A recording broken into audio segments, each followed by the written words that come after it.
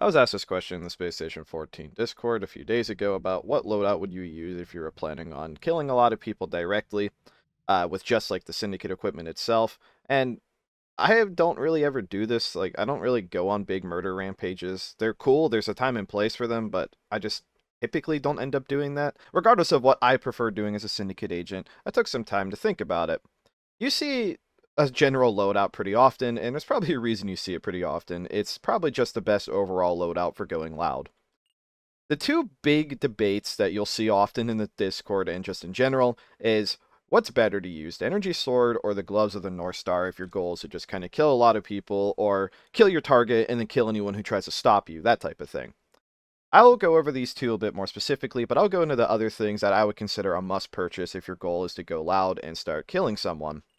I would 100% recommend that you buy a web vest. This is pretty much not up for debate.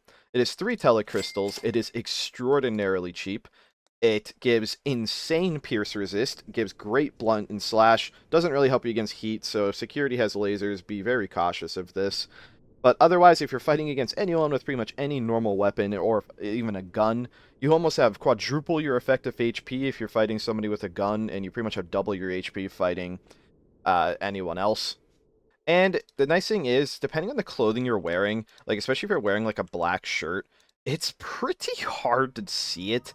And people, for whatever reason, still don't immediately jump out of their seats seeing it. Also, it has a 2x3 storage inside, so that is something that is very worth keeping in mind. Another thing I would recommend in pretty much any single build in the entire game for Syndicate agents and Nukies and pretty much anyone that could get these is no slip shoes. Spending 2 telecrystals to never have to worry about slipping on any surface ever again is incredibly strong in combat, out of combat, running away, setting up for plans, setting up for anything. It's just, you never know when you're going to actually step on a banana peel and that can ruin your entire round. With these 2 telecrystal shoes, you literally never think about it again. It is incredibly good value. Now, if we move on to implanters that help you directly in combat, it's pretty much the EMP implanter, the Freedom implanter, and the Scram implanter. These 3 can help you in combat. The Scram implanter will help you survive getting away from a bad fight, or like if you're going to get stunned. However, this doesn't necessarily help you win a fight, it just helps you survive one. The Freedom implanter, that can be used as a great sneak attack opportunity, but most of the time if you're going lethally loud, officers are just going to stun you and then kill you when you're on the ground or crit you while on the ground first. They're not going to take time cuffing you, they're going to just eliminate the threat. Sometimes they will cuff you, I guess it just all depends, everyone plays different. But again, I don't think the Freedom Implanter helps you win the fight, it helps you possibly get away or do a re-attack, but it doesn't help you win the initial fight. However, the MP implanter is significantly cheaper, it's 3 telecrystals cheaper, and helps you win in combat and against the things you're weak against. So like if you're fighting against a laser at close range, you can disable their laser. You can disable disablers, disable stun batons, you name it. If it has a battery, you will kill it. This can also help you fight Borgs. If there's for some reason a Borg attacking you, even if they're not supposed to, it happens. But this is one of the strongest purchases in the game and has remained one of the strongest purchases in game. So you just inject yourself with it, and it's an instant eject, and then you get 3 EMP uses in a pretty decent radius around you. So what you do is you start attacking an officer or somebody who may or may not have a laser weapon. The second they pull out their battery-based weapon like a stun baton and swing it at you, or they start shooting you, just press the button. You will disable their battery. They're going to be sitting there with a completely useless weapon in their hand while you're still killing them. It's There's not enough time in this game to react to having pulling out a weapon, having your weapon become useless while you're still getting killed, swapping to a new weapon and continuing your attack. Even the best players in the game can't react that quickly just due to how clunky inventory is by design. Like Tetris inventory has definitely made it really hard to keep pulling out weapons constantly. Time to kill is like maximum 6 seconds, and often is even faster than that because of guns. So you just do not have the time to react to having to swap multiple weapons multiple times in combat. Anyways, this leaves us with the 13 telecrystals, minus 8 because we're going to be buying one of the 2 melee weapons. So, again, there's the big debate between the Energy Sword and the Gloves of the North Star. Very quickly to summarize it, I'm going to go into more depth about it. The Energy Sword is very obvious, instantly makes you valid. You can hear it from an entire screen away. It's distinct in its audio, and everyone is going to come look at you. The Energy Sword often is not as good at killing people as well as the Gloves of North Star, But the energy sword does have two direct benefits. It has a 25% reflect chance against bullets and energy weapons, so it can effectively give you even more HP as on top of your web vest. But one thing that is rough about it is that it attacks only once a second, so missing a swing is a huge DPS loss. Another benefit is that it does structural damage, so you can cut through doors and stuff with relative ease. Problem is, though, when it's turned on, it does take a hand slot. You can technically store it instantly while it's turned on, but it's a 4x4. Nice thing is, though, when the energy sword is turned off, it's a 1x2, so that means you can put it in a pocket, you can put it in your web vest, you can put it in a coat, you can put it anywhere that you can fit a 1x2 that allows a white list of the energy sword. And very quickly, the gloves of the North Star, they are very interesting weapons. They are actually fist weapons. They go on your hand slot. So this means you have to give up things like insulated gloves. But if you're just doing direct combat, the odds of you getting shocked, and if you're like wide swinging and being careful by not fighting in like on top of grills for whatever reason, it's really not a problem. But the fact that they're gloves means that both of your hands remain free to pick up items. If you're playing a lizard, that's even better because lizards don't even have to use their hands to drag things. So you can have both hands occupied, have strong melee weapons, and be dragging someone if you're a lizard. You do see this a decent bit with the more, I would just say, robust players. They play lizards. Whether or not they're doing that because of the tail drag, I don't know. Probably not. I don't think lizards are cool. Who the hell doesn't want to play a lizard in this game?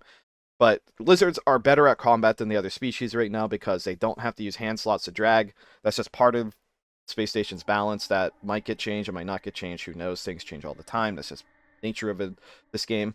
But anyways, enough ranting on about that. The gloves attack 4 times a second, do 8 blunt to hit, and they have auto swing. That is the main reason alone that if you're just planning on trying to kill people and not necessarily go the entire circuit, I think the gloves of the North Star are a better murder weapon. I think you can cut through literally hordes of people easier with an auto-swinging, fast-attacking weapon than you can with a normal energy sword.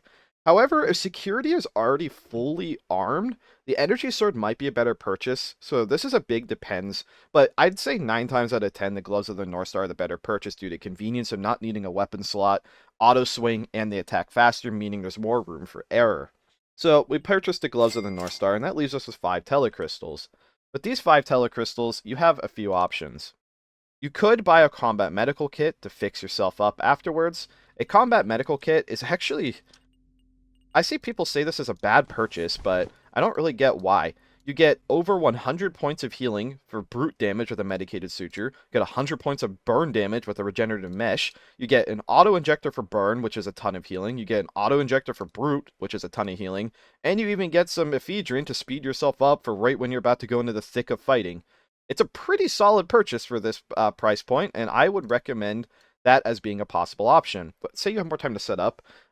Getting a Syndicate smoke packet and then grinding up the cigarettes or the Omnizine, definitely a good choice. That would leave you with 3 telecrystals. At that point, there's multiple things you could do. Like, you could buy an agent ID card for sure and use that to copy the IDs of the people you kill. But ideally, if you're just going loud and killing people anyway, you might as well just, just steal an ID, because who cares if you're hiding your identity if your goal is just to kill a shit ton of people. Other choices as well here are, instead of getting no slips early on, you could have got blood red mag boots. So you'd be at 3 TC instead of the 5 extra at this point, which means you couldn't get the combat med kit. But I'd only do this if you know you're going to take out gravity. I wouldn't recommend hard suits for this, because then you would basically only be able to buy the elite hard suit, the no slips, and the gloves, which would leave you without an EMP implanter, which means you're probably just going to end up getting stunned and lose because of that. Of course, there's always the option of saving your TC to get another implanter if you want. You could get the Freedom Implanter and the EMP Implanter. You could buy some grenades. You could buy an EMP grenade. You could even take your last TC, buy a Viper, and buy 2 extra mags, or buy a Cobra and buy 1 extra mag. The extra TC is your option. I think the medical items might be the most overall safe option. This stuff is really powerful, especially if you get surprise shot and like nearly die. You might not be able to exactly scrounge up medicine, but again, this depends on how well prepared you were before you start your rampage. You could just found most of this stuff. Like, you could have just took sutures and the mesh from medical beforehand. The injectors are pretty rare. Another thing worth mentioning before you do any form of major attack in this game, you really, really want to make sure that you have some form of flash protection at all times. Some flash protection is better than others. Welding masks cover your head slot, which can be a problem sometimes if you're like trying to go out into space, but if you're wearing a web vest, you're probably trying to avoid that anyway. Better options would be something like sunglasses. They don't make you valid instantly, but you're going to be killing people, so who really cares? But for whatever reason, if you can't get flash protection, just buy a Syndicate toolbox. Inside the Syndicate toolbox, you will have combat gloves, so you can keep them on you for insulated. It's a full set of tools, and you get the Syndicate gas mask, which doubles as flash resistance, and it's a gas mask. It also has a tiny bit of armor, so minor benefit. This amount of armor probably won't really ever make a difference, but it's there, it's an option, makes you flash resistant. Because if security realizes you don't have flash protection, they can literally walk up to you with a flash and wide swing you with one flash, stun you on the ground, and if you have gloves of the North Star, well, you'll be okay, you won't drop your weapon, but you're going to be stunned, you're going to be blinded, and they could probably just kill you at that point. Nobody wants to deal with that, and especially if you get hit by something like a flashbang or a stinger grenade, you really want to be able to keep seeing afterwards. Anyways, to really start summing up this video and save time, because I have been ranting quite a while, I'll put the time to kill chart between the energy sword and the gloves of the North Star versus all of the pretty much common armors slash unarmored people you'll see in the game.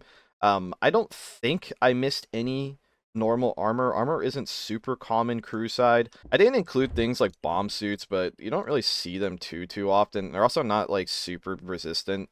Anyways, I'm not going to directly explain the time to kill between each armor. I'm just going to put a literal list in the comments below of the time to kill between them, so you can kind of get a general idea of which weapons flourish against what.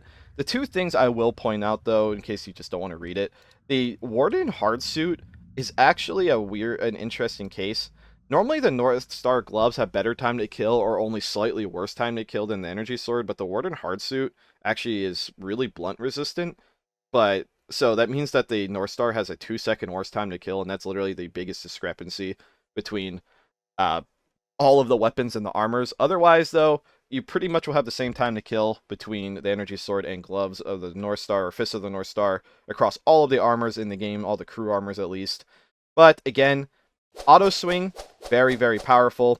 Yes, people will obviously know you're using gloves of the North Star when they hear the really rapid punching, because nothing else punches that fast. But not everyone immediately goes and seeks it out. Doesn't make you nearly as valid as hearing, I mean, the fucking lightsaber is definitely the most valid sounding thing in the entire game. Also, again, the insanely fast wide swing can actually let you cleave through people really rapidly. I mean, just look at this wide swing and how I'm hitting them.